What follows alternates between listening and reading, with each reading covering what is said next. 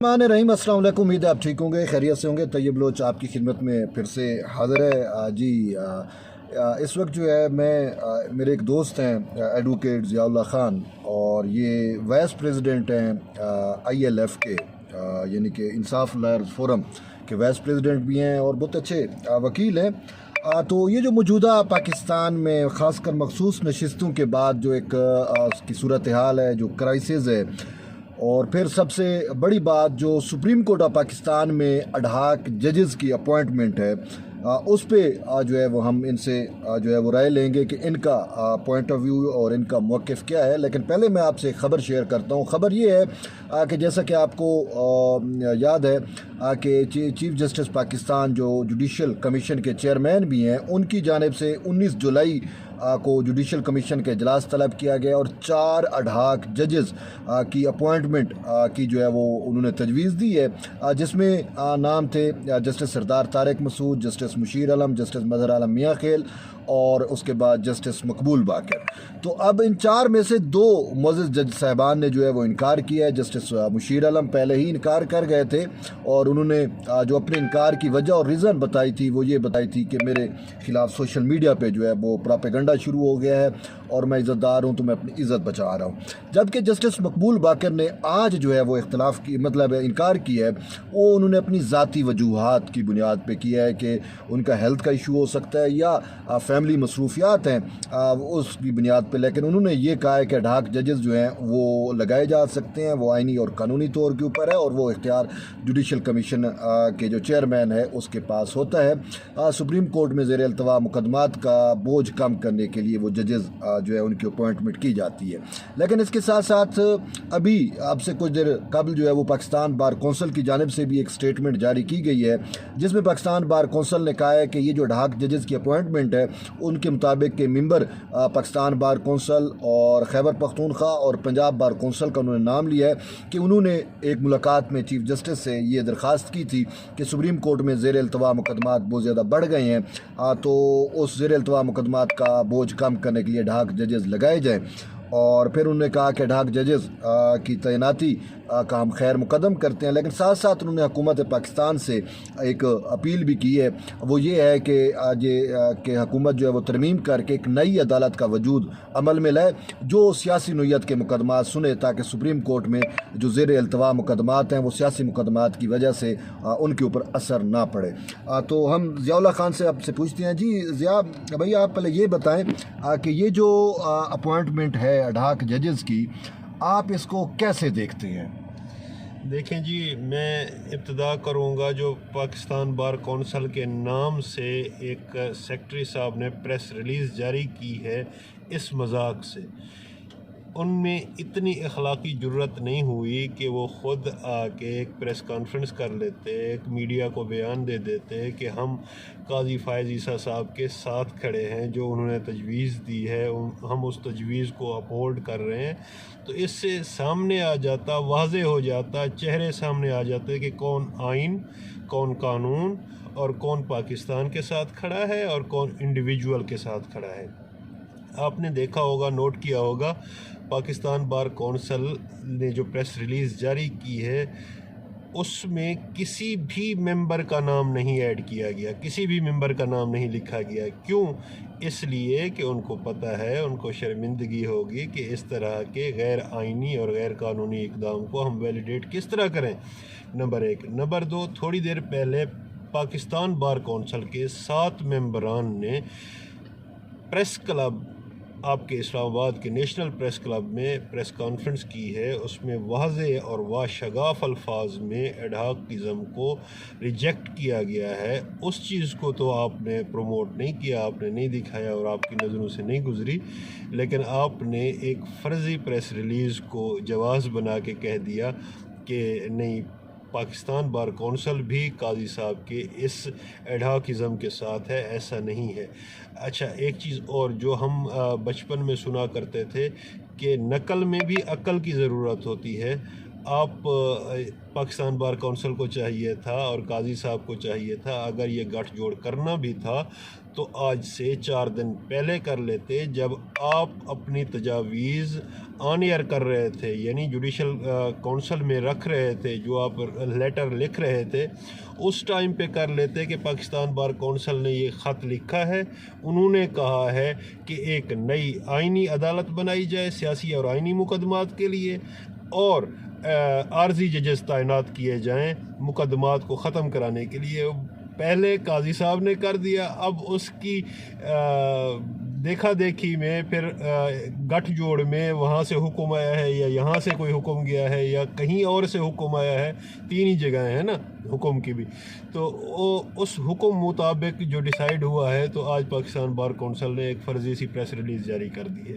میں آپ سے ریکویسٹ کروں گا کہ آپ پاکستان بار کونسل کے 7 معزز ممبران کی پریس کانفرنس سن لیں، آپ کو اندازہ ہو جائے گا کہ پاکستان بار کونسل کہاں کھڑی ہے اور کیا کہتی ہے۔ جی ضیاء بھائی، یہ تو پولرائزیشن ہے اور ہم سمجھ سکتے ہیں کہ جیسے ججز بھی تقسیم ہے، پاکستان بار کونسل بھی تقسیم ہے اور اسکول آف تھاٹ ڈیفرنٹ ہے، لیکن میں آپ سے ایک آئینی اور قانونی سوال پوچھنا چاہ رہا تقسیم ہوں۔ میں اور ذاتی مفاد میں فرق ہوتا ہے۔ ٹھیک ہے، جو بھی ہے، میں آپ سے ایک سوال پوچھنا چاہ رہا ہوں۔ ماضی میں بھی ہم نے دیکھا کہ اڈھاک جج لگتے رہے ہیں، ٹھیک ہے، اور اڈھاک جج مطلب ہے لگانا یہ کوئی نئی بات نہیں ہے، پہلے بھی پاکستان سپریم کورٹ میں 21 تک جج رہے ہیں، یعنی کہ مستقل 17 ہوتے تھے، پھر 3 4 2 اڈھاک جج عارف حسین خلجی لگے، باقی ججز لگتے رہے، تو زیر التوا مقدمات کے لیے اڈھاک جج تو سپریم کورٹ آف پاکستان میں لگتے رہے ہیں، تو یہ کوئی نئی بات تو نہیں ہے کہ جس کے اوپر اتنا شور و غل یا شور کیا جا رہا ہے۔ ہر چیز کا ایک وقت ہوتا ہے، ہر چیز کی ایک سینسٹیوٹی ہوتی ہے، ہر چیز اپنے وقت پہ اچھی لگتی ہے۔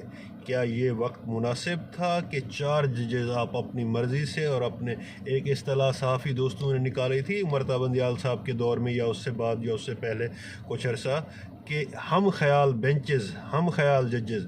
میں سمجھتا ہوں یا تو آج وہ صحافی وفات پا چکے ہیں یا انہوں نے صحافت چھوڑ دی ہے، تو آج ان کو نظر نہیں آتا کہ ہم خیال ججز کو دوبارہ سے نوازنے کے لیے لایا جا رہا ہے۔ ہمارے لیے وہ قابل احترام ہے، انہوں نے بہت اچھا ٹینیور گزارا، اور اچھا ہی ہوا کہ آج 2 معزز ججز صاحبان نے معذرت کر لی، ریکیوز کر لیا اور کہا کہ ہم اویلیبل نہیں ہیں، ہماری ذاتی وجوہات ہیں۔ جو آپ نے فرمایا کہ مشیر عالم صاحب نے کہا ہے کہ میرے اوپر سوشل میڈیا کا پریشر ہے، ایسا کچھ بھی نہیں لکھا، کہیں ریٹن ہے تو آپ مجھے دکھا دیں۔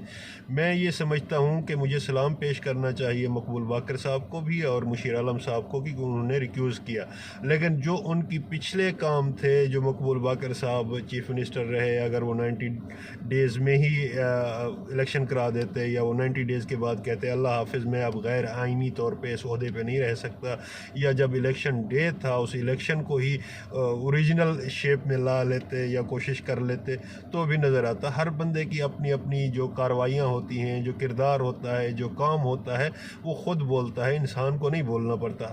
جس طرح ججز کے بارے میں کہا جاتا ہے کہ ججز کی ججمنٹس بولا کرتی ہیں، نہ کہ ان کے الفاظ یا ان کے زبان بولا کرتی ہے۔ اسی طرح قاضی فیاض عیسیٰ صاحب پہ بھی یہی کرٹیسزم آتا ہے کہ سر آپ وکیل کو بولنے دیا کریں، آپ نہ بولا کریں۔ قاضی صاحب ججز صاحبان تنخواہ لیتے ہیں سننے کی اور وکلاء فیس لیتے ہیں بولنے کی، تو اس چیز کو بھی دیکھا جائے۔ میں سمجھتا ہوں ایڈھاکزم ہمارے ملک میں اب دوبارہ نہیں آ سکتا اور نہ ہی آنا چاہیے، نہ ہی ہم وکلاء ڈسٹرکٹ کورٹ سے، ڈسٹرکٹ بار سے لے کے پاکستان بار کونسل تک کوئی بھی ذی شعور وکیل اس چیز کو سپورٹ نہیں کرے گا اور نہ ہی اس کی بیک پہ کھڑا ہوگا، وہ اس چیز کو ریجیکٹ کرے گا اور اس چیز کا کلا کما کرنے کی کوشش کرے گا۔ اس کے لیے چاہے آپ کو عملی طور پہ تحریک چلانا پڑے، چاہے آپ کو ہڑتالیں کرنی پڑیں، چاہے آپ کو چیف جسٹس صاحبان کو لیٹر لکھنے پڑیں، چاہے جا کے مؤدبانہ ریکویسٹ کرنی پڑے، جو بھی پوزیشن ہوگی ہم کریں گے۔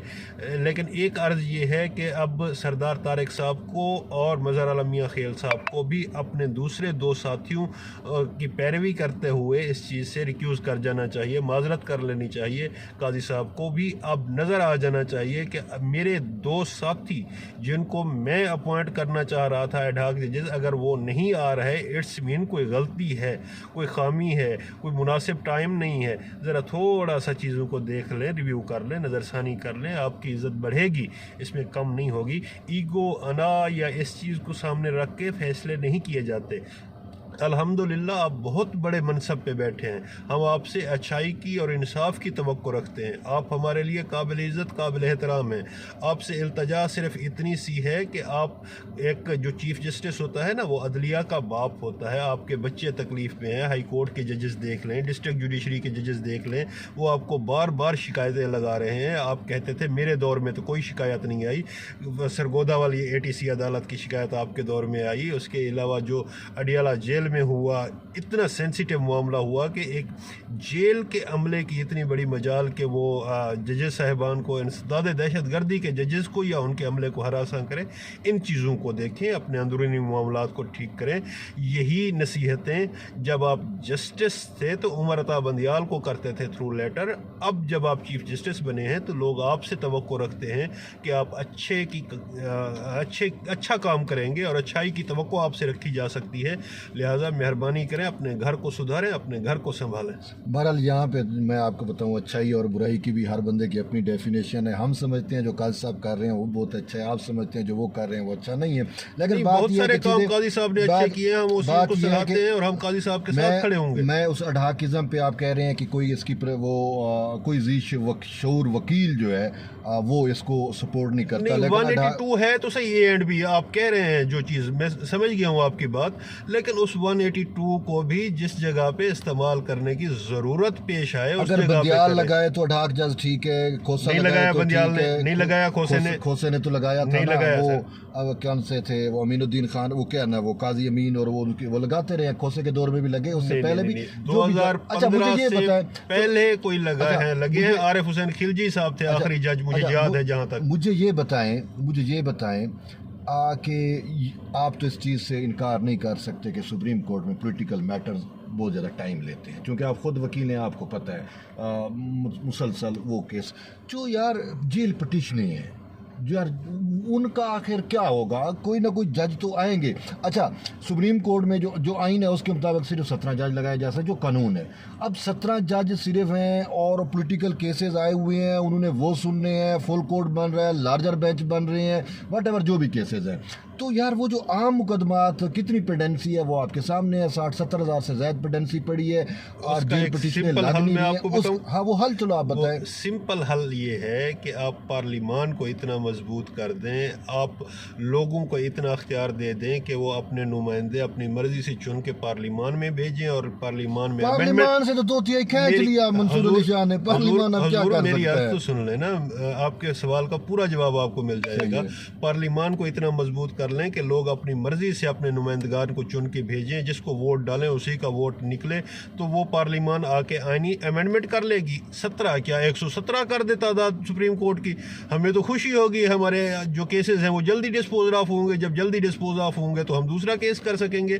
हम वकला डिस्पोजल पे खुश होते हैं, ना कि परेशान होते हैं। ऐसी बात नहीं है कि हम कोई परेशानी में मुब्तला होते हैं, हमारे लिए वो ज़्यादा निमट जाए तो भी मसला है ना यार, वो तो आप आपके पैसे बन रहे होते हैं, चीज़ें बन रही होती हैं। हम इस चीज़ पे कभी भी, कोई भी प्रोफेशनल वकील इस चीज़ पे नहीं जाएगा कि मेरी पेशियाँ पड़ती रहें और मेरे पैसे बनते रहें। हम वंस फॉर ऑल एक दफ़ा 1 रुपया लें, 1 करोड़ लें, 1 अरब लें, जो भी फ़ीस लेनी होती है हम वंस फॉर ऑल एक ही टाइम में फ़ीस ले लेते हैं और क्लाइंट को दोबारा ना तंग करते हैं ना कोई बात करते हैं। जो भी केसेस हम इस लेवल पे लेते हैं या जो भी केसेस करते हैं, हमारा एक तरीक़ेकार मुख्तलिफ होता है। ये वो लोग करते हैं जो दिहाड़ियाँ लगाने वाले हों या जो जिस तरह आप समझ सकते हैं मेरी बात मैं जो कहना चाह रहा हूँ, हम उन लोगों में से नहीं हैं। हम प्रोफेशनल वकील हैं। हम इंशाअल्लाह ताला आइन, कानून और इंसाफ की फराहमी के लिए अपना किरदार अदा करेंगे और आपको नज़र आएगा किरदार अदा करते हुए।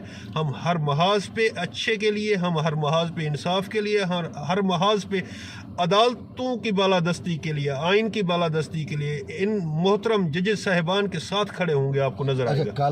कल जुम्मा है, ठीक है, कल 19 जुलाई है ना जनाब, और कल जुडिशल कमीशन का इजलास है और जो मुझे लग रहा है कि कल मुतफिका तौर पे इन 2 जजेस की अपॉइंटमेंट हो जाएगी एज ए तो आप इसको कैसे देखेंगे? अब तो हो गई, मतलब ठीक है, आपने अपना पॉइंट ऑफ व्यू तो पेश किया, लेकिन उन जजेस ने खुद मंजूर कर लिया, अपने आप को पेश कर दिया कि वट एवर जो भी हालात है, मज़हर आलम मियां खेल और जस्टिस सरदार तारिक मसूद ने, और उनकी अपॉइंटमेंट मुझे ये लग रहा है कि मुतफिका तौर पे हो जाएगी। हुजूर अभी 24 घंटे रहते हैं, अभी मामला देख लेने चाहिए, जब हो जाएगा उसके बाद फिर इस पर डिस्कस कर लेंगे।